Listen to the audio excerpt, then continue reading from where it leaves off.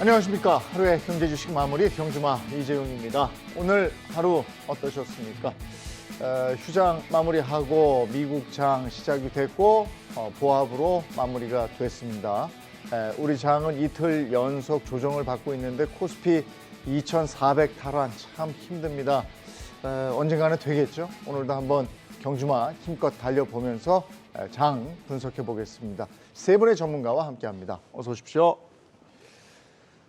예, 데일리 이슈부터 시작하겠습니다. 데일리 이슈 오늘 3개 꼽아놨는데 오늘 눈여겨본 오늘 제법 올라준 종목 AI 관련해서 종목이 아닐까 싶은데 저는 좀 헷갈려요. AI하고 로봇주 요즘에 아주 제일 핫한데요. AI하고 로봇주 이건 뭡니까? 어떻게 구분을 해야 됩니까? AI가 로봇 아닙니까?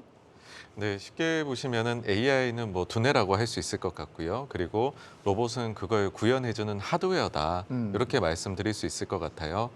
그래서 조금 더 나아가 보자면은 뭐 로봇이 제대로 작동을 할 수 있도록 네. 하는 데 있어 가지고서 도움을 주는 것이 또 AI의 한 형태이다. 네. 그렇게까지도 말씀드릴 수 있지 않을까 싶습니다. 어제 저희가 로봇주 관심 있게 봐주세요. 올해 들면서 한 얘기가 그거거든요. 로봇주 관심 있게 봐주세요. 근데 오늘은 또 이제 AI를 관심 있게 봐주세요. 근데 KT가 또 초거대 AI 서비스를 한다. 뭐 이런 건데 그러면 AI의 선두주가 KT가 되는 겁니까? 네, 지금 가장 핫한 주제 중에 미래 주제 네. 중에 하나가 최근에 오픈 AI에서 발표한 챗 GPT입니다. 이것이 지난 이제 작년 말에 나오면서 굉장히 떠들썩하게 만들었는데 왜 그러냐면 성능이 너무 좋기 때문입니다. 하나 이제 단적인 예를 들어드리자면은 이거를 가지고서 우리나라 수능 문제를 풀게 해보니까는 네. 수능 등급이 3등급이 나온다라는 것이죠. 그래요? 네, 근데 계속해가지고 발전이 이루어지게 될 것이고 그러면 아마 모든 분야가 마치 그 바둑에서 알파고가 나왔던 것처럼 인간을 뛰어넘는 그런 이제 체제로 발전하게 되지 않을까라는 뭐 사실 어떻게 보면은 기대도 되면서도 우려도 되는 것이겠죠. 예. 그래서 이쪽 관련해서는 일단은 글로벌 업체가 뭐 신호탄을 쐈습니다. 네. 그 오픈 AI의 처음에 이제 공동 창업자 중에 한 명은 일론 머스크인데 여기에 주요 투자자로 들어온 것은 마이크로소프트이고 네. 여기에서 우선권을 가지고 있다라고 합니다. 네. 그래서 얼마나 이게 성능이 났는지 걱정이 됐냐면 구글의 경우에 본인들의 검색이 검색 그 비즈니스 쪽이 타격을 받을까 봐서 코드레드 아까는 이제 그 아주 적색 경보라는 것이죠. 그거를 올렸을 정도로 지금은 여기에 대한 관심이 굉장히 뜨겁고요. 그러다 보니 우리나라에서도 당연히 이제 투자자분들이 궁금해하실 거잖아요. 네. 어떤 기업들이 이쪽에 대해서 잘하고 있느냐, 회사들이 준비하고 있는 것이 있으면 밝혀달라라는 요구들이 생겨나다 보니 지금 제 생각에는 KT가 좀 먼저 앞서서 우리들도 이런 부분에 있어가지고서는 하고 있는 게 있다라는 거를 좀 전체적으로 밝힌 게 아닌가 그렇게 보입니다. 그러면 이게 본격화되면 그동안의 검색 엔진은 다 그냥 무용지물이 된다 이렇게 봐도 되는 겁니까? 지금 거기에 대한 우려가 있기 때문에 네. 사실 글로벌 시장에서 우리가 구글의 검색이 굉장히 이제 거의 대부분을 차지할 네. 정도로 마켓 쉐어가 높고 마이크로소프트가 하고 있는 빙의 경우에는 아주 낮은 한 자리를 기록을 하고 있는데 판도가 뒤집어질 수도 있는 것 아니냐라는 이야기가 뭐 이제 아주 걱정이 조금씩 나오고 있습니다. 그럼 세상이 또 엄청나게 변한다는 건데 그러면 이 마당에 KT에서 한다는 AI 서비스는 어떤 겁니까? 여기에 한층 깊게 들어간 겁니까? GPT라는 것은? 제가 자료 기사하고도 내용을 점검을 해봤는데 사실은 이제 검증된 내용은 아니고 이제 기사 내용을 근거로 말씀을 드려야 되는 건데 기사 내용은 주로 이제 챗 GPT하고 좀 비교하는 형식으로 해놨더라고요. 그러니까 거기에 비해서 그 연산 능력이라든지 가지고 있는 어떤 경량화된 어떤 측면이라든지 이런 것들이 전혀 뒤지지 않는다. 그래서 충분히 경쟁력을 갖추고 있고 동사 제품이 지금 국내 그 포털 업체인 N사 거보다 오히려 더 좋다. 그래서 충분히 시장성도 갖추고 있으며 한글화에 특화를 시켜놔가지고 이제 금융기관인부터 시작을 해가지고 다양한 시장에 진출을 할 것이고 해외에도 좀 진출하겠다라고 얘기를 하는데 기사 내용만 읽어보면은 사실은 마이크로소프트 제품에 견줄 만한 제품처럼 보입니다. 근데 이제 문제는 그 마이크로소프트의 챗 GPT 같은 경우는 이미 시연을 통해서 그다음에 활용을 통해서 검증이 어느 정도 된 거고 이거는 기사 내용에서만 지금 보여지는 거고 또 그동안 준비해왔던 과정이라든지 이런 걸 보면은 아직은 좀 추가적으로 우리가 좀 확인할 수 있는 그런 좀 시간적인 부분하고 이런 게 좀 필요하지 않을까 싶습니다. 네, GPT, AI 이렇게 해서 이제 관련주들이 또 막 꿈틀거리고 관심 있게 집중할 텐데 그러면 이런 관련주들 그리고 대장주 어떤 게 있는지 그거 좀 알려주시겠어요? 요즘 매매를 하다 보면은 네, 어제 대장주와 오늘 대장주가 다릅니다. 그래. 그러니까 이게 여러 가지 종목들이 있을 거예요. 빅데이터 솔루션을 하고 있는 혹은 어떤 기업 같은 경우는 가상인간, 휴먼 AI 테크놀로지를 하고 있는 회사. 그러니까 개별 기업들이 여러 가지가 있고요. 어떤 회사 같은 경우는 텍스트를 음성으로 인식을 시켜주는데 그것을 감정을 넣어서 보이스화 시킬 수 있다. 그래서 그거를 스튜디오화 만들어가지고 할 수 있는 회사들. 그러니까 이게 국내 업체들. 근데 저희가 이제 매매를 할 때 보면은 그런 회사들이 한 4-5군데가 있습니다. 있는데 아시다시피 시총 단위 1,000억에서 2,000억 단 정도밖에 되질 않아요. 그러니까 조금만 매수세가 있으면은 굉장히 강하게 붙는 현실입니다. 그래서 개별 종목 단을 말씀드리긴 조금 어려운 상황이긴 한데 만약에 KT가 대장주가 되려면은 오늘 기술적으로 할 때 윗꼬리가 다시 쫙 밀렸거든요. 물론 그거에 대한 부분이 현실화돼서 실질적으로 어닝화돼서 실적이 꽂히려면은 오늘 끝까지 올랐어야 됐는데 이거는 일단 이사님께서 말씀하신 것처럼 단기간에 실적화되긴 좀 어려운 부분이 있지 않을까라는 측면이 있는 거고요. 어제까지가 아까 말씀드린 이 4-5가지 회사들이 움직였고 오늘은 그냥 편하게 앞에 KT가 붙은 것들이 자회사들이 움직였어요. 29% 상한가 이런 식으로 움직였는데 대부분 종목들이 이게 지금 우리가 생각을 해보면은 움직이는 거가 제가 이렇게 생각을 하거든요. 지금 어찌됐든 AI 종목들이 밑에서 거의 2배 이상씩 다 올라와 있습니다.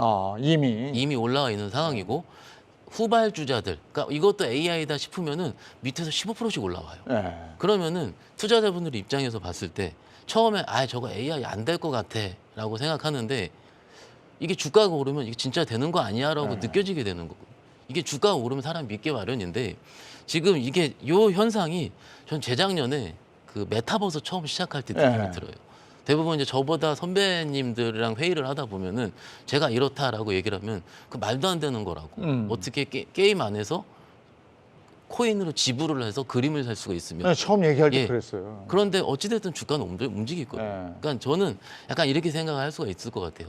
최근에 주식을 볼 때 주식이 움직이는 그 팩트로 봐야 되는데 이미 너무 침체다, 경기 침체다, 안 좋다, 비관론이 팽배해 있는 바람에 움직이는 것 자체도 너무 허구로 보는 경향이 좀 있는 것 같습니다. 그래서 조금 실체를 살펴봐야 되긴 하겠지만은 일단 지금 입장에서는 이 실체를 어떻게 움직이는지 혹은 오늘 움직이는 거가 어느 쪽으로 확산되는지를 좀 확인할 필요가 있다라고 개인적으로 생각하고 있습니다. 그러니까 연초에 라스베가스 CES 막 시작되고 이러면서 메타가 가더라고요. 그러니까 우리가 이렇게 보지 않은 사이에 아까 제가 확인했는데 메타 주가가 제법 올랐어요.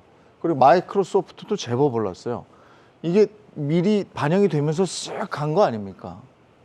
네, 각각의 다른 이슈들이 있기는 합니다. 메타의 경우에는 일단 너무 빠지기도 했었고요. 그 다음에는 트위터나 이런 쪽에서 조금 광고가 빠지는 것이 다른 쪽으로 오는 것 아니냐, 소위 말해 메타의 기업 군에 좀 도움이 될 수 있는 것 아니냐 상대적으로 하는 얘기도 있기는 했지만은 여기에 추가적으로 실은 증시가 워낙에나 1년 넘게 약세장을 끌어오면서 뭔가 미래 성장 동력들이 다들 소진된 것처럼 여겨졌었는데 작년 말부터는 조금씩 그다음에 올해 초 CES에서도 사실 대단히 빅 이슈를 끌었던 건 없지만은 자율주행이나 여러 가지들이 완전히 안 될 것처럼까지도 얘기가 됐지만 그게 아니라 부시들이 살아있다라는 부분들이 보이다 보니까는 여기에서 또 우리가 현실화될 수 있는 것들을 좀 찾아내면 올라가는 것이 아니냐라고 해서 많이 빠졌던 종목들 중에서 좀 반등이 나왔던 게 아닌가 싶습니다.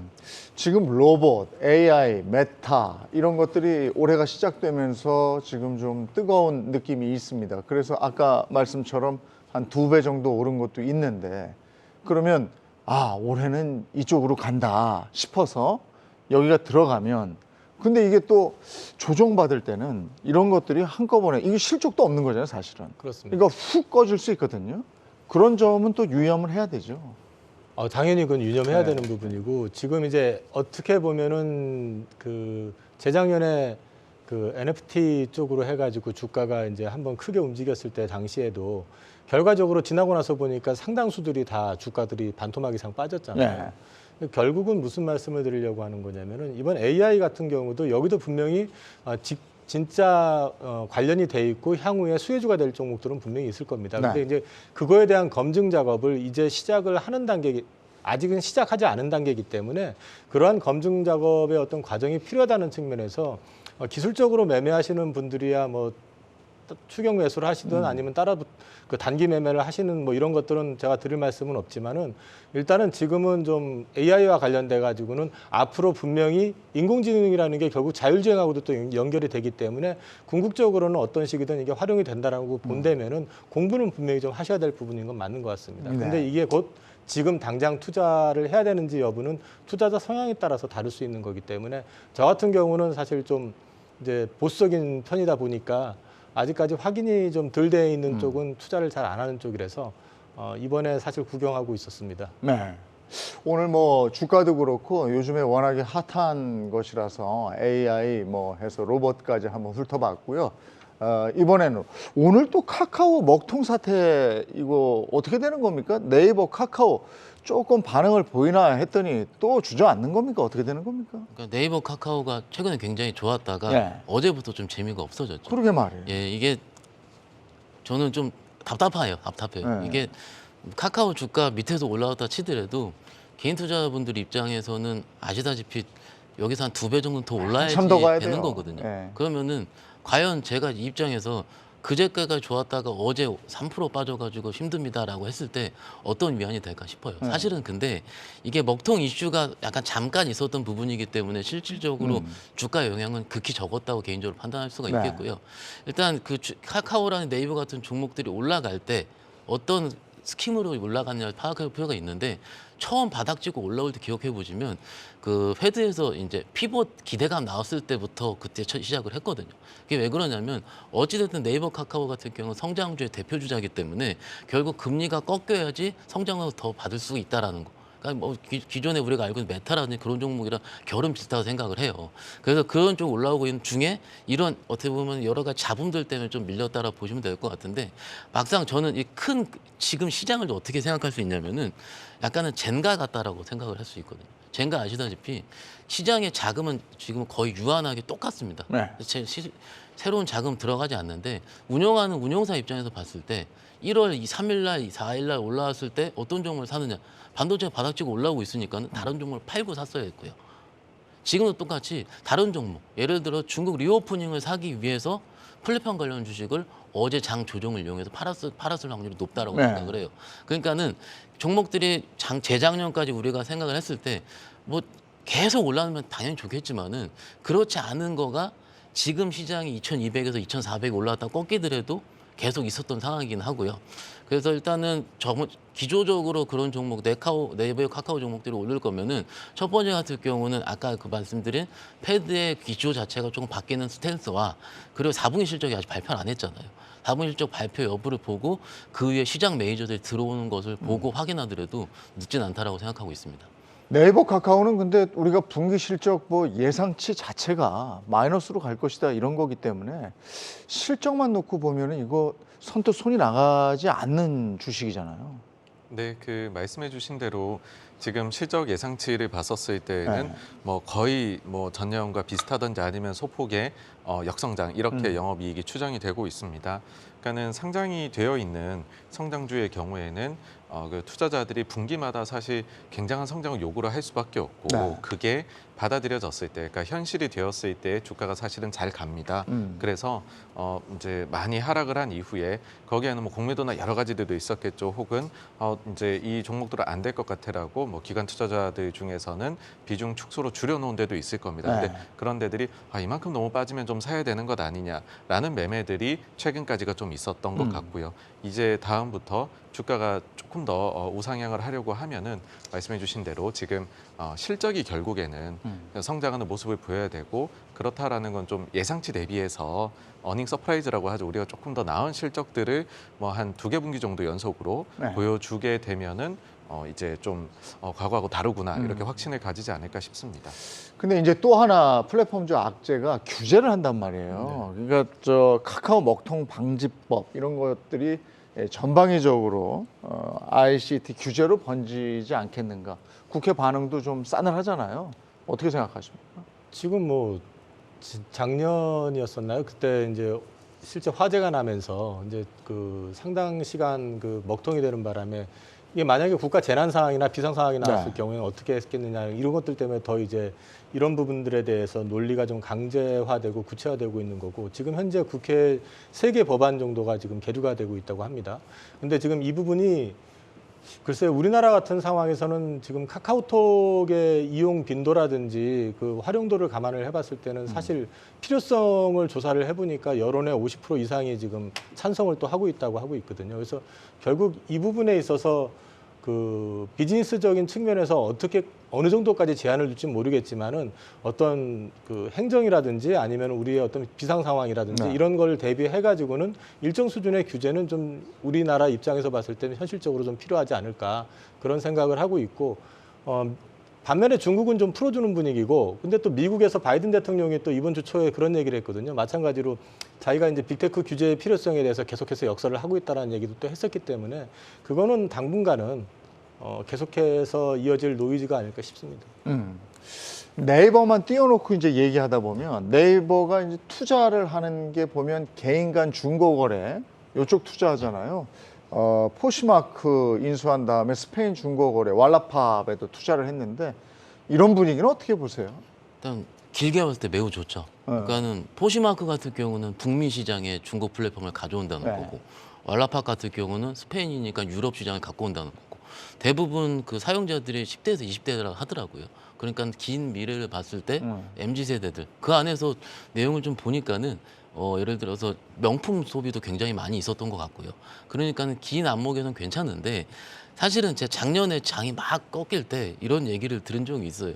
지금 당장 오늘 다음 분기의 실적도 어려운데 소위 플랫폼 업체, 성장성이 갖고 있는 업체의 긴 어닝을 볼 수가 있겠느냐라는 얘기를 제가 들은 적이 있거든요. 네. 그 무슨 얘기냐면 지금 시장 자체가 당장 4분기 실적을 바라보고 그 이후에 23년도에 어떻게 어닝이 펼쳐질지 나와야 되는데 아까 정광훈 대표님께서 말씀하신 것처럼 적어도 그런 거가 우리가 확인하려면은 2개 분기 연속 서프라이즈가 나와야 된다는 부분이에요. 그러면은 이 왈라팝이라든지 포시마크 인수 같은 경우가 소위 회사에서 제시하는 매출액 성장에 대한 가이던스 제시가 과연 애널리스트 분들한테 이루어졌는지가 먼저 파악하는 게 급선무라고 생각을 하고 있고요.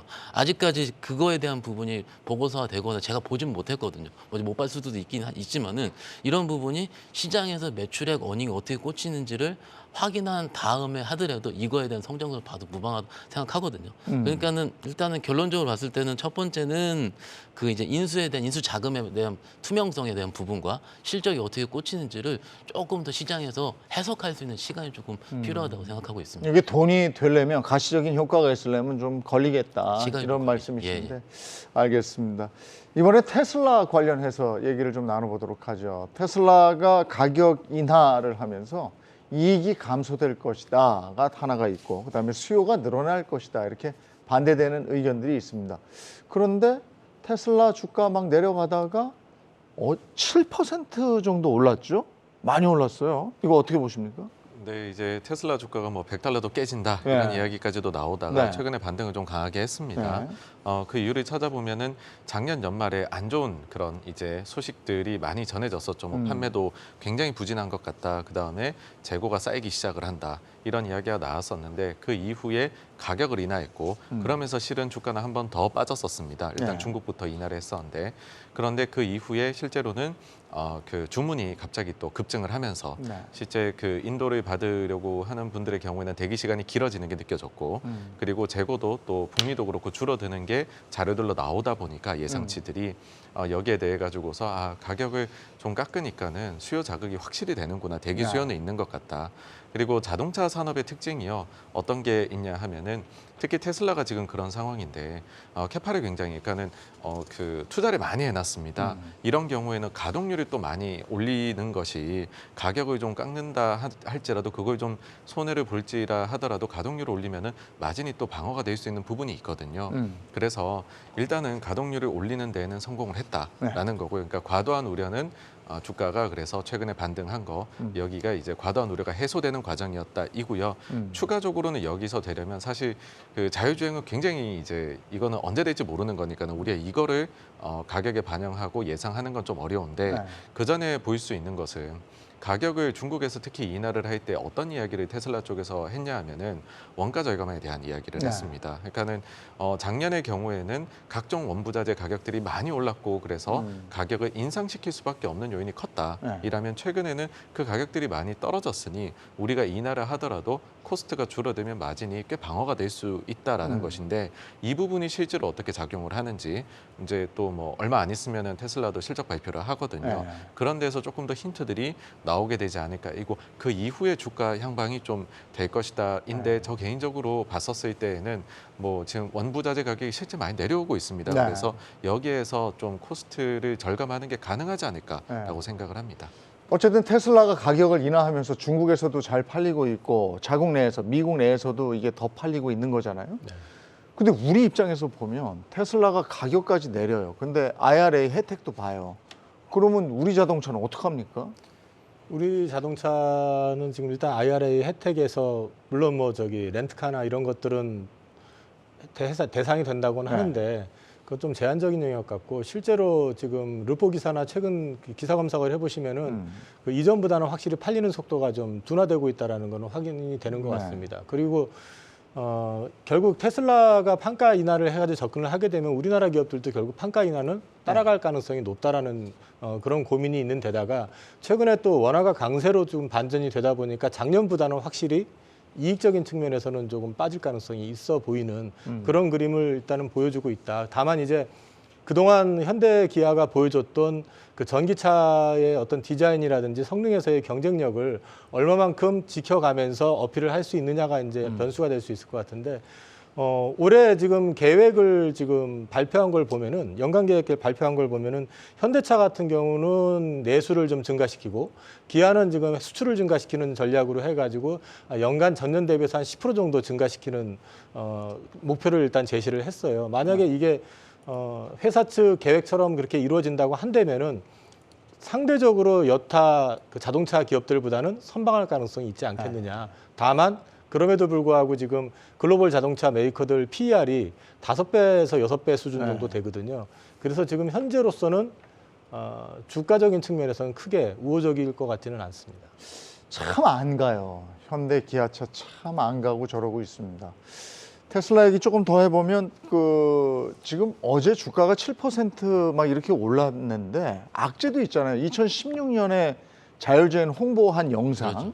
이게 연출된 것이다 이런 게 있는데 그래도 주가는 갔단 말이에요. 그죠? 이게 새로운 소식입니까? 왜 여기 주가에 반영은 안 됩니까? 이런 것들은? 일단 시장에 따라서 주가가 오르면은 아시다시피 중국에서 판매량이 늘어났다는 게 조금 더 부각이 되고요. 네. 시장이 빠지면은 2016년도에 자율주행 영상이 그게 조작된 것이었다라는 뉴스가 나오기도 하고. 그러니까 호재가 반영되는군요. 그렇죠. 네.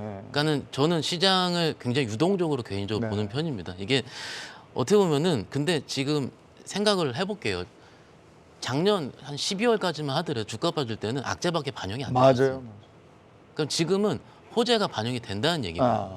여기서 조금 이어서 얘기를 해보면은 중국에서 잘 팔렸다. 가격 인하를 해서 중국에서 1월 초반까지 팔린 물량의 4-5배가 각 성별로 좀 팔리고 있다는 게 오늘 아침까지 나온 뉴스인데 네. 그렇게 되면은 여기 좀 더 전이가 되는 건 이거예요. 가격 하락한 부분을 과연 마진에서 어떻게 전가시킬 수 있겠느냐라는 거는 아직 시장에서 불분명하게 나오지 않는 상황이거든요. 그러니까는 그런 허들 자체가 시장이 오르고 떨어지고에 따라서 저는 계속될 거라고 보는 겁니다. 그래서 이게 지금 전반적으로 아까 자동차도 여쭤보셨는데 전반적인 큰 경기 침체 안에서 과연 구매자를 어떻게 구매를 할 것이냐라는 그 틀 안에서 틈새를 찾고 있는 과정이라고 네. 생각을 하거든요. 그래서 조금 더 지켜볼 필요가 있다고 생각하고 있습니다. 근데 지금 말씀 주신 게 한 가지 이제 고무적인 것은 작년에는 정말 어떤 호재가 나와도 그냥 묻히고요. 예. 악재가 나오면 그게 증폭의 증폭을 거쳐서 주가가 막 떨어지고 이랬다고요. 맞습니다. 근데 지금은 장 분위기가 호재가 반영된다는 거 보니까 일단 긍정적이다 이렇게 받아들이면 좋을 것 같고 테슬라 얘기까지 우리가 정리를 해봤으니까 자연스럽게 이제 그 2차 전지 쪽으로 한번 넘어가 보자고요. LG 엔솔 말이에요. 테슬라에서 LG 엔솔 주문 축소 루머가 나오면서 LG 엔솔이 맥을 못 추고 있는데 이게 루머란 말이에요. 네? 근데 여기 이렇게 맥을 못 춥니까? LG 엔솔이? 그 LG 에너지 솔루션이 사실 작년 말부터 해가지고서는 주가가 좋지를 않습니다. 그러니까 그 주요 요인이라고 하면은 제일 큰 요인은 결국 물량 부담이라고 할 수 있는데요. 그게 그 이제 상장한 지 1년이 지나고 나면은 임직원들의 그 보유 물량까지도 네. 풀리게 됩니다. 근데 이것이 지금 유통 가능 주식 수 대비해서는 거의 한 4분의 1 가까이 되다 보니까 네. 물량이 큰 것 아니냐. 그래서 그 물량 부담을 어떻게 소화하고 갈 것이냐에 대한 부분이 사실은 가장 기저에 깔려 있다라고 생각하고요. 네. 그 뒤에는 그 테슬라가 작년 4분기에 좀 기대에 대비해가지고서 부진한 판매가 나오다 보니까는 혹시나 오더컷도 있는 것 아니냐인데 네. 사실 이제 이 부분보다도 더 뭐 중요한 것은 제 생각에는 이게 워낙 산업이 성장을 하고 있기 때문에 우리가 뭐 주문이 줄어드는 걸 걱정을 하기보다는 마진을 지금 어떻게 좀 방어를 잘해낼 수 있을 것이냐 그거를 고민을 할 때고 그 부분에 대해 가지고서는 아직은 시장에 좀 뭐랄까요 이런 우려가 남아 있을 수밖에 없는 상황입니다. 그래서 이 부분은 사실 그 어느 정도 비용을 전가를 시키려고 할 것이거든요. 그러니까는 본인들이 판가를 인하를 하는 거에 대해 가지고서 자동차 업체들이 요구가 분명히 저는 들어올 것이다라고 생각을 합니다. 그 부분을 현실적으로 방어를 할 수 있는 것은 그 이제 규모의 경제를 더 빠르게 이뤄내 가지고서 그러니까 어떻게 보면은 거기에서 마진을 더 올려 나갈 수 있는 아주 근본적인 구조를 이제 그 배터리 업체들이 갖추는 것이겠죠. 그 부분으로 이어지지 않는다라고 하면 제 생각에 올해는 2차 전지 관련해서 공급하는 업체들 간에도 실적에서 양극화가 상당히 좀 크게 벌어질 수도 있다라고 생각을 합니다. 지난해에 다 힘들 때 LG 엔솔 담은 분들은 속으로 웃고 있는 분들도 있었어요. 근데 그게 다 반납이 됐어요. 지금 보니까 52주 보니까 1점 몇 프로 오른 걸로 돼 있는데 그러니까 다 이제 반납을 하고 지금 속 썩이는 사람들도 굉장히 많이 있을 거란 말이에요. 그렇다면 여기서 이제 LG 엔솔이 다시 옛 영광을 회복할 것이냐 그런 조짐이 있는가에 대한 퀘스천이 있는 건데 어떻게 보십니까? 저는 일단 상당 기간은 좀 쉽지 않을 것 같다는 생각을 하고 있습니다. 네. 우선은 당장에 지금 30일 날 보유회수가 좀 풀리는 물량이 있고 네. 거기서 이제 최대 주주 LG화학도 이번엔 풀리거든요. 그렇게 되면은 이제 LG화학 지분이 약 82% 조금 안 되는 수준인데 이 물량을 뭐 바로 시장에다 팔겠다 뭐 이런 얘기는 안 했었지만은 사실 지금 LG화학이 그 첨단 소재 쪽으로 2차 전지 소재 쪽으로 해서 투자하는 그 금액이 워낙에 크기 때문에 일부 물량에 대해서는 블록딜을 할 가능성은 분명히 있고요. 네. 그다음에 우리 사주조합 물량 역시도 이제 나올 물건이 한 790만 주 이상이 지금 이제 풀리게 되는데 공모가 대비해서는 아직은 그래도 지금 올라 있는 상황이기 때문에 시장이 좋다라고 그러면 또 견뎌볼 수도 있겠지만 또 경우에 따라서는 또 돈이 필요하신 분이라든지 또 시장을 좀 비관적으로 보실 경우에는 또 얼마든지 팔 수 있는 물량이 있다. 그래서 수급적으로 일단 불리하다는 측면이 있고요. 그다음에 이제 방금 정광호 대표께서 말씀하셨지만은 이게 이제 검증이 돼야 되는 부분들은 이제 원자재 가격이 떨어지고 있고 자동차 가격이 하락하고 있는 상황에서 분명히 단가이나 압력이 들어올 거고요. 그거를 어떻게 방어해낼 수 있겠느냐 하는 부분들. 이런 부분들에 대해서 이제 LG 에너지 솔루션이 이번에 어떻게 대응할 수 있느냐. 이런 측면은 좀 앞으로 지켜봐야 될 요인이고 밸류 자체로 봐도 지금 올해 주가가 이렇게 빠졌어도 지금 PER로 보면 올해가 한 50배가 아직 여전히 높습니다. 그렇기 때문에 지금 밸류상으로도 아직은 그렇게 편안한 가격대는 아니다. 그런 측면에서 봤을 때는 상대적으로 어찌됐든 지금 상황에서 바로 주가가 반전하기는 그렇게 좀 쉽지는 않을 겁니다. 그렇게 생각합니다. 그리고 또 하나가 LG 엔솔 때문에 이제 우리 장이 자존심 상하는 게 이게 시총 2위 종목인데 이런 루머에 휘청거리고 훅 빠지고 어제 4점 몇 프로 빠졌잖아요. 이게 정상적인 장인가 이런 생각도 들거든요. 그러니까 어제 시장을 보고 네. 엔솔 때문에 빠졌다라고 하시는 분들 계시고요. 네. 근데 막상 수급을 열어보시면은 어제 기관이 팔았고 외국인은 샀거든요. 네. 그러면은 그 한 60만 원대 초반까지 올라갈 때 그 주가를 누가 만들었냐라고 볼 수가 있어요. 그때 이제 기관들이 많이 들어왔거든요. 네. 무슨 얘기를 말씀드리고 싶냐면 철저하게 이벤트 플레이를 할 것 같습니다. 네. 4분기 실적 발표 전까지 매수, 발표한 이후에 팔고 이런 식의 계속 이벤트 플레이 할 거고 어제 오더컷 루머가 좀 나왔거든요. 경험적으로 봤을 때 그런 루머잖아요. 루머가 나오면은 장중에 들어 올려야 됩니다. 끝까지 빠지는 게 아니고 올려야 되는데 어제는 종가까지 한 10분 남겨놓고 계속 빠지더라고요. 네. 그러면은 아까 그 두 패널 분께서 말씀하신 것처럼 뭐 단가에 대한 인하에 대한 압력, 수익성 훼손 이런 게 다 남아 있다고 보는 겁니다. 근데 조금 딥하게 들어가면은 4분기 실적이 발표한 지가 일주일밖에 안 됐거든요. 네. 실적 발표한 다음에 바로 반등이 나왔어요.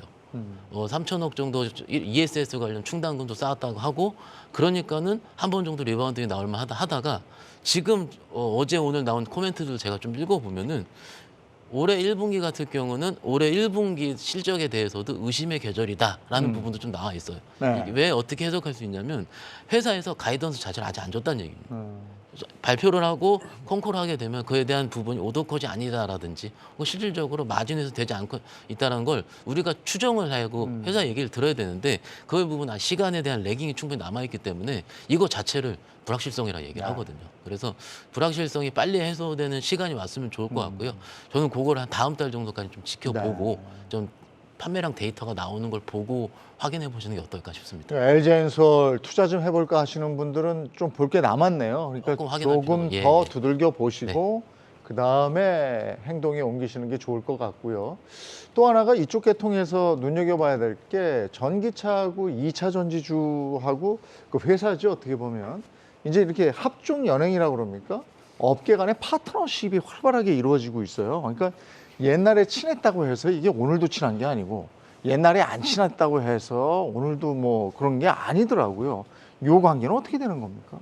네, 사실 어찌 보면은 자동차 업계에서는 너무나도 좀 당연했었던 네. 이어져온 일이라고 할 수 있는데요. 가령 예를 들어 특정 부품을 하나의 업체에서만 공급을 받을 때는 어떤 일이 벌어질지 모릅니다.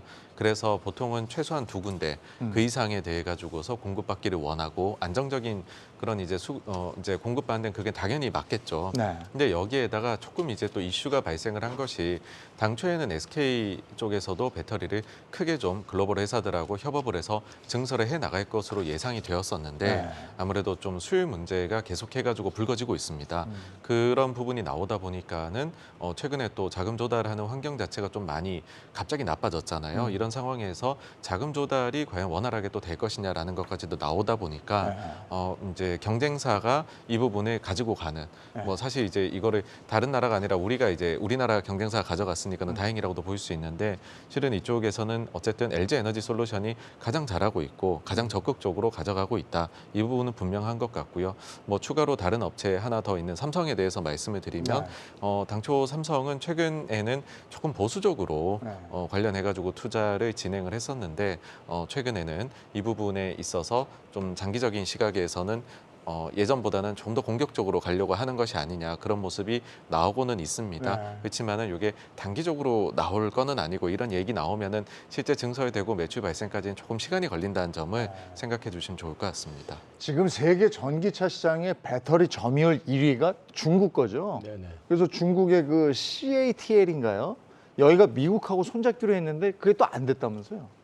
하필이면 그 지역이 버지니아 쪽인데 그 주지사가 트럼프의 광팬입니다. 네. 그 영킨이라는 사람인데 이제 그 배터리를 갖다가 중국 공산당한테 맡길 수 없다라는 그런 얘기를 하면서 거부를 했다고 하는데 버지니아 주지사가 그러니까 들어오지 마 이런 네, 거군요. 이제 그 막았다고 하는데 우리한테는 되게 좋은 얘기죠. 네. 그리고 어차피 지금 사실 IRA법에서 이걸 도입을 한 것 자체가 사실 미국이 중국을 견제하는 거, 특히 이제 지금 중국이 많이 앞서 있는 쪽 중에 하나가 전기 자동차 쪽이잖아요. 미국 자체가 그 탄소 제로에 대해서 트럼프 정부 때 그걸 완전히 뒤로 후퇴해버리고 철회를 했었기 때문에 출발 자체가 늦은 상태이기 때문에 기술력이라든지 인프라 구축이 되게 안 돼 있는 상태니까 그거를 이제 동맹국들의 어떤 힘과 연합을 해가지고 하겠다라는 이제 취지이기 때문에 중국을 이렇게 막아주는 주가 많아지면 많아질수록 사실 우리 기업들한테는 또 다른 기회가 될 수 있는 거죠. 네. 자, 그리고 이제 그 우리 K배터리 전반에 대해서 한번 점검을 해보자고요. 지금 뭐 이런 분위기는 괜찮은 거고요. 그래서 우리 2차 전지주 지난해 잘 갔는데 앞으로의 전망, 앞으로의 동향 어떻게 될 것 같습니까? 정말 굉장히 어려운 질문 해주셨는데요. 저는 이렇게 생각을 합니다. 그 과거에 그러니까 지금 2차 전지를 들고 계시고 주가를 바라보시고 최근 안 좋았잖아요. 네. 하시는 분들은 이미 작년, 재작년에 영광을 보셨던 투자자분이라 생각을 해요. 근데 올해 같을 경우는 작년과 재작년과 같이 너도 가고 나도 가는 그런 상승은 조금 덜할 가능성이 크다라고 생각하고요. 그 이유는 전기차 침투율에 좀 있습니다. 얼마 전 자료를 좀 보니까는 전기차 침투율이 10%를 넘었다는 기사를 봤어요. 이게 중국 같은 경우 19% 정도, 유럽이 11% 정도 굉장히 크게 올라가고 있는 상황인데 예전에 그 대표님들이라든지 주식 많이 하셨던 분들 기억을 하실 거예요. 그 스마트폰 처음 보급될 때 스마트폰 카메라 모듈이라든지 관련주들이 막 올라갔던 한 10배씩 났던 시기가 스마트폰 침투율이 10%까지 올라갔던 시기거든요. 물론 그래서 지지난주까지 2차전 투자 전략은 미국 시장 자체가 침투율이 10%가 안 됐기 때문에 한 6.5% 정도 된다 하더라고요. 그렇기 때문에 미국 향해 있는 종목들을 매매해야 된다가 사실은 지지난주에 투자 전략이 했었어요. 그래서 일단 종목에 따라서 혹은 예를 들어서 뭐 분리막이라든지 음극대라든지 양극재라든지 아마도 다 캐파 증선을 하고 있는 상황에서 어떤 종목들이 어닝을 받을지가 좀 달라질 것 같습니다. 그리고 분기별로 다 달라질 것 같습니다. 예전에는 양극재 가면 음극재도 갔거든요. 그런데 뭐 그 다음에 소재 갔으면 장비 부품이 갔었고 그런 식의 릴레이식의 영광은 좀 제가 보기엔 조금 어려울 수 있다고 생각하고 있고요. 좀 어려운데 이럴 때일수록 공부 많이 하셔가지고 분기 실적이 바로바로 꽂히는 종목들로 올 가능성이 크니까는요. 그 다음 분기를 좀 단기적으로 일단 보면서 매매하시는 게 어떨까 싶습니다. 이게 진짜 어려운 게요. 지난해만 해도 2차 전지가 증시 전반을 장악할 줄 알았어요. 근데 아니 사실 뭐 그렇게도 했었죠. 이게 올해까지 이어질 줄 알았는데 2022에서 2023으로 오면서 또 이렇게 변합니다. 그래서 이 변화무쌍한 이 주식 장에 뛰어들려면 경주마를 함께 하셔야 된다는 얘기죠. 자, 그리고 미국 주식 얘기할 때, 미국 주가 얘기할 때 어젯밤 이걸 빼놓을 수가 없습니다. 이제 이게 어닝 시즌인데 어닝 쇼크예요. 골드만삭스 실적. 이거 어떻게 된 겁니까? 네, 어제 보시면은 그동안 잘 나갔었던 다우 지수는 크게 하락을 하고 그다음에 나스닥은 소폭 상승을 했는데 그 결정적으로 가른 요인이 바로 이 골드만삭스입니다. 골드만이 실적 발표를 했는데 예상치 대비 한 40% 정도 더 낮게 나왔습니다. 그러다 보니까는 골드만이 다우에는 속해 있거든요. 여기에서 이제 크게 하락이 나오게 된 것이죠. 그런데 이 부분에 대해 가지고서 너무 확대 해석을 하는 것은 저는 좀 경계를 해야 된다라고 생각을 합니다. 왜 그러냐면은 지금이 아주 실적 시즌 초기인데요. 보통 실적 시즌 초기에 금융주들이 먼저 실적을 발표를 합니다. 근데 지금까지 발표를 한 기업들을 대체로 보게 되면은 예상치보다 조금 더 좋은 실적을 보이고 있고요. 실제 어제 골드만 발표했을 때 모건 스탠리도 같이 발표를 했는데 예상치를 소폭 상회하는 숫자를 발표했습니다. 그러면은 왜 골드만만 좀 다르게 나왔느냐라고 했을 때는 트레이딩 부서 쪽에서의 수익이 나빴었고요. 작년 4분기가 우리가 이제 기억을 더듬어 보시면은 참 어려웠던 장이었습니다. 변동성이 굉장히 컸었거든요. 그러니까 여기에서 좀 손실이 예상 이상으로 나온 것이 아닌가이고 좀 전통적인 사업 부문들을 영위하고 있는 것들 대출 위주로 한다든지 금융 중에서도요 아니면은 자산 관리 쪽을 하는 것들은 생각보다는 우려보다는 이익이 탄탄하게 나왔다라는 점. 그래서 지금 실적 시즌에서 금융주 전체로 우리가 나쁘게 볼 일은 아닌 것 같다. 그렇게 말씀드리고 싶습니다. 골드만삭스가 인수합병 이런 거 잘해서 여기서 수익이 많이 나는 건데 지난해에 그게 좀 안 좋았다 이거군요. 금리 막 올라가고 이러면서. 네, 그에 이제 더해서 이제 트레이딩 쪽은 뭐 채권을 매매한다든지 아니면은 뭐 이제 각종 파생 상품을 매매한다든지 이런 쪽에서 아무래도 이제 변동성이 많이 크다 보면 한 번 이게 잘못 방향이 타지면은 또 좀 손실이 날 수 있으니까요. 골드만삭스 이 소식 때문에 금융주 그동안 분위기 좋다가 좀 식었죠. 금융주 확실히 식은 느낌이 있는 거죠. 맞습니다. 어떻게 될 것 같습니까? 저는 일단 요번에 좀 달라진 거 하나는 이제 주주 환원 정책, 주주 우선 정책에 대해서 이제 신한금융지주 같은 경우도 자기 자본 이익률에 자기 자본 의 12%가 초과되는 거에 대해서는 배당을 하겠다라고 이제 발표하는 것처럼 배당 성향을 좀 높인다는 측면에서는 분명히 이전보다는 좀 달라지는 그림이 나올 수 있을 거라고 보고요. 다만 이제 이 금융주 특히 은행주 같은 경우가 주가가 상승하는 경우 보면은 이게 상승장에서 나타나는 현상은 별로 없었던 것 같아요. 제 기억에는 주로 좀 약세장이나 이럴 때 이제 많이 나타나게 되고 또 한 가지는 요번에 그 둔촌주공에서도 이제 정부에서 각종 규제를 다 풀어줘가지고 그걸 또 호재로 해서 주가가 오르기를 했지만 또 한편으로 보면은 그런 부분들이 사실 이제 그 뭐 이렇게 표현하는 건 좀 이상할 수 있지만 관치금융이라고 해야 되나요? 네. 최근에 보면 이자들 좀 낮추라든지 또 뭐 예적금의 이자율을 갖다 높게 하지 말라든지 이런 이제 그 당국의 어떤 입장이라든지 이런 것들이 여전히 좀 반영이 되고 있다라는 측면에서 네. 봤을 때는 저는 저점은 분명히 높아질 요인은 있지만은 이게 크게 올라가는 쪽으로는 글쎄 좀 지켜봐야 되지 않을까 싶습니다. 아직은. 근데 오늘도 뭐 저 금융주 쭉 돌려보니까 그렇게 나쁘진 않았는데 주주 환원 정책 이런 것들이 금융주의 호재로 작용한 건 맞는 거고 네. 그다음에 우리나라 금융주, 우리나라 은행은 가장 큰 수입이 예대 마진이죠. 네. 근데 요즘에 보니까 예금 금리가 예전만 못해요. 조금 낮췄어요. 그리고 대출 금리도 안 내리려고 그러다가 이제 정부에서 예, 뭐라 예, 그러니까 예. 조금 낮춘 것 같은데 예대 마진 뭐 이런 측면에서 어떻습니까 지금? 일단 순이자 마진 측면에서는 정부의 정책 스탠스가 저는 변동성이라는 불확실성 측면에서는 어지럽다고 생각을 합니다. 네. 마침 주가 입장에서도 금융주가 잘 올라가고 있음에도 불구하고 중간중간에 흔들릴 때가 정책 스탠스가 나올 때 한 번씩은 흔들렸거든요. 그런데 글로벌리하게 매매하는 매니저라든지 큰 자금을 운영하시는 분들 입장에 봤을 때 국내 주주 환원 정책에 대한 변화율은 변화 같은 경우는 굉장히 큰 호재라고 생각을 합니다. 그래서 그렇기 때문에 뭐 KB금융 기준으로 밑에서 거의 한 20% 이상이 좀 올라갔다 보시면 되고요. 근데 이게 지금 배당락을 감안해서 올라왔기 때문에 실질적으로 그 전부터 들고 있으신 분들 같은 경우는 더 큰 수익이 났다고 보시면 될 것 같죠. 그래서 지금 현재 입장에서 지금 주주 환원 정책 때문에 들어가는 거는 일단 그것은 가격을 지금 반영했다라고 개인적으로 네. 생각을 하고 있고요. 조금 좀 박스권 하단부에 조금 우리가 매매를 좀 해보시면 어떨까라고 개인적으로 생각하고 있습니다. 근데 이제 한은이 7차례 금리 인상했죠. 지금 3.5%까지 그렇죠? 네, 했습니다. 근데 이제 저는 그 어제도 그 얘기 잠깐 나눴었는데 놀라운 게 이렇게 요번에도 올렸잖아요. 0.25. 네, 그러면 네. 저는 예금 금리도 오르고 대출 금리도 오를 줄 알았어요. 근데 이런 것도 다 선반영이 되는 건지 지금 둘 다 낮춰져요. 이건 어떻게 봐야 되는 거예요? 네, 그것이 이제 금리가 여러 가지로 나옵니다. 뭐 코픽스라든지 네. 뭐 익숙치 않은 단어들이 나오실 텐데, 그래서 딱 정확하게 기준금리가 인상되고 인하되는 것이 대출금리나 아니면 예금금리에 네. 정확하게 그렇게 딱 플러스 마이너스로 되는 것은 아니다라는 점을 일단은 이렇게 기억을 해주시면 좋을 것 같고요. 또한 추가적으로는 여기에 대해 가지고서 가산되는 부분이 있습니다. 이게 좀 유동적으로 변화가 되는데 특히나 사실은 작년에 우리가 하반기에 겪었었던 레고랜드발 네. 아주 그 이제 채권 쪽에 엄청난 변동성이 있었잖아요. 네. 그런 일이 있고 나게 되면은 실은 이제 가산 쪽이 더 붙게 되는 현상이 있을 수 있습니다. 그래서 우리의 경우에는 이미 금리를 올리기 전에 작년 하반기에 그런 여러 가지 부분들이 반영이 돼가지고서 미리 사실은 올라갔었고 네. 지금부터는 어찌 보면은 이번에도 금리 인상이 이제 멈추는 것 아니냐라는 해석이 상당히 많이 나왔습니다.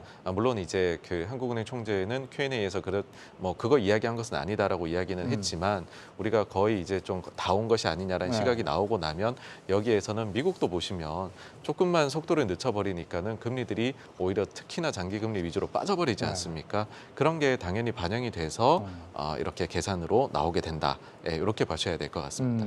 주담대도 확실히 낮아졌더라고요. 그래서 이러면은 이제 그 미리 가서 거기에 있어야 되잖아요. 주식이라는 게. 그래서 주담대도 내려가고 이러면은 그 아파트, 그러니까 부동산 가격 이런 것도 이제 변화가 좀 있지 않을까 싶어서 건설주 같은 거 이럴 때 담는 거 아닙니까?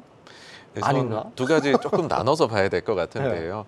예전에 집값이 크게 빠졌던 금융위기 이후에 네. 보시게 되면은 집이 사실 바닥을 다지고 올라가는데 조금 부동산에 시간이 좀 걸렸었습니다. 네. 엄청나게 규제를 완화해주고 했지만은 좀 네. 시간이 걸렸던 반면에 주식은 먼저 움직였었습니다. 네. 기대감을 가지고 가니까. 네. 그래서 주식은 얼마든지 먼저 반등을 할 수 있다 생각을 하고요.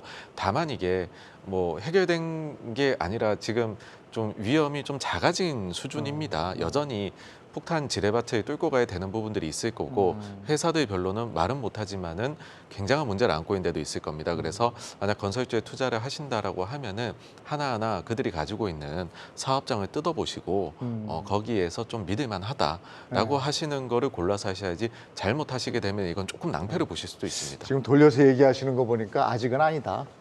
아니요, 충분히 좋은 기회를 가질 수 있는데요. 네. 근데 대출 금리가 낮아진다는 게 마냥 좋은 것만 있는 건 아니죠. 이게 또 우려해야 되는 것들도 있는 거죠. 원래 이제 기능 자체가 금리를 올리는 것 자체는 이제 시중의 자금을 좀 네. 끌어들여가지고 이제 좀 긴축적인 분위기를 연출하고 소비를 좀 이제 절제시켜가지고 인플레를 좀 낮춰보자 뭐 이런 취지도 있는 건데 네. 그런 부분에서는 조금 부정적일 수는 있는데 이제 문제는 저는 조금 다르게 생각을 하는 게 우리나라는 지금 이게 금리를 올리면은요 예금 금리는 잘 안 올리고 항상 대출 금리를 올리게 되거든요. 네. 그러니까 은행이 땅 짚고 헤엄치는 장사를 네. 하게 되고 실제 네. 소비자들만 많이 피해를 보는 네.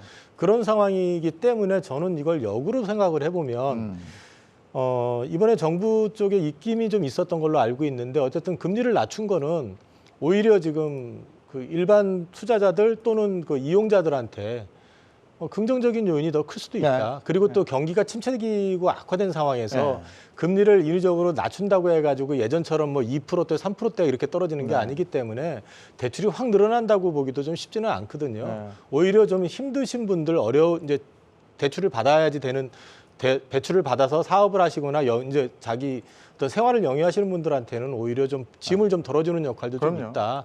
그런 측면에서는 좀 순기능도 있다라고 네. 저는 생각을 합니다. 대출금리 내려가면 땡큐죠. 네.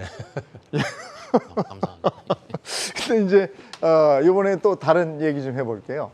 30일부터인가요? 실내 마스크도 이제 내가 안 써도 되고 쓰고 싶으면 계속 쓰고 네. 이렇게 되는 거죠. 그러면 이게 또 시장에 엄청나게 많은 영향을 미치지 않겠습니까? 뭐부터 봐야 될까요? 일단 지금 어느 정도 반영은 된 것 같습니다. 뉴스가 나온 이후부터 오늘 이제 강하게 좀 반영을 한 여러 업체들이 좀 있을 거예요. 뭐 색조 화장품부터 시작해서. 화장품, 예. 색조 화장품 그 네. 중에서. 근데 좀 이렇게 뭐 제가 이런 말 드려 죄송한데 갖고 있으신 분들은 죄송한데 네. 과연 그 업체들이 4분기 실적을 열어봤을 때 어떤 식의 네.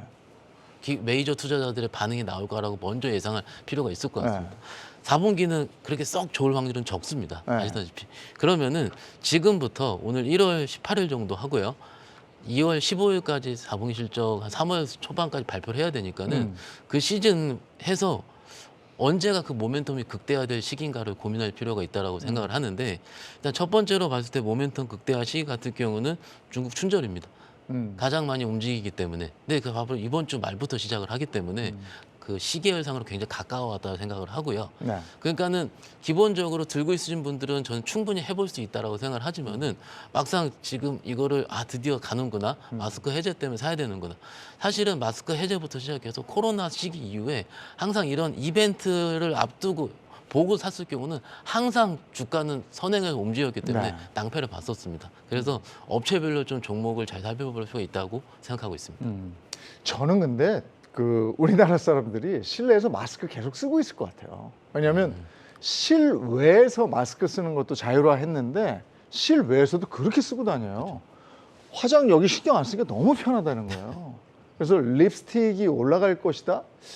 안 바르고 그냥 마스크 써버리더라고요. 실내도 마찬가지지 않을까 싶고. 그 다음에 어쨌든 뭐 실내에서 마스크를 벗으면 실내에서 활동하는 것들이 또 괜찮지 않을까. 그래서 영화 관련해서 이런 것들도 좀 움직이지 않을까. 그리고 공연 관련해서도 대규모 공연이 실내에서 이루어지는 것들이 활발하게 되니까 이런 측면에서는 어떻게 보십니까? 네, 말씀해 주신 대로 그런 부분에서는 확실히 좀 도움을 네. 받게 될 것 같습니다. 다만 이제 그 우리나라 영화관의 경우에는 국내 사업만 하는 것이 아니라 네. 해외 쪽 사업도 크게 하고 있고 이쪽의 가치가 음. 실은 또 중요하게 반영이 되거든요. 그래서 그쪽에서 조금 이제 소식이 들려오는 거에 따라 가지고 더 반영을 크게 하지 않을까라고 네. 생각을 하고 마찬가지로 공연의 경우에도 우리나라에 이제 공연하고 관련되어 있는 뭐 각종 엔터사나 이런 데가 실은 국내 공연이 그렇게 이제 수익에서 차지하는 비중이 높지는 않습니다. 그래서 이 부분이 분명히 이제 업체들에게는 제가 볼 때 상장이 되어 있지 않고 여기에 관련해서 종사하시거나 아니면 사업을 영위하는 곳들에게서는 뭐 이렇게 좀 퍼져나가는 것들이 있겠지만은 사실 막상 그 상장사 중에서 뭔가 큰 영향을 받는 데를 찾기에는 조금 제한적이지 않나 그렇게 생각을 합니다. 30일에 이제 실내 마스크 자율화가 되는 겁니다만은 그 전부터 실내에서 마스크 벗을 거야 얘기한 지가 한참 됐어요. 그래서 주식에는 이미 주가에는 반영이 되지 않았을까 이런 생각이 드는 부분이 있고요. 오늘이 수요일입니다. 이번 일요일이 설이에요. 설에는 세뱃돈 받는데 우리 청소년들한테 물어봤더니 58%가 세뱃돈을 얼마 받는지 모르겠지만 하여간 세뱃돈으로 주식을 사겠다. 이렇게 얘기를 했습니다. 몇 개만 골라주세요. 우리 청소년들 얘기입니다. 이거 청소년들이니까 떨어지면 안 돼요. 일단 저는 일단 청소년들이 주식을 계속 보고 고민해야 될 이유는 없다고 생각을 하기 때문에 일단 업황 바닥이 나왔고 네. 그다음에 어쨌든 국내 대표 기업이기도 하고 그런 맥락에서는 삼성전자 우선주를 삼전 우. 예, 우선주를 일단 좀 매수 추천을 권하고 싶습니다. 알겠습니다. 오늘 오랜만에 나오셨습니다. 이제 계속 나오실 거죠? 네, 자주 불러주시면 나오겠습니다. 좀 오랜만에 나오셨으니까 실속 있는 거 하나 딱 찍어주세요.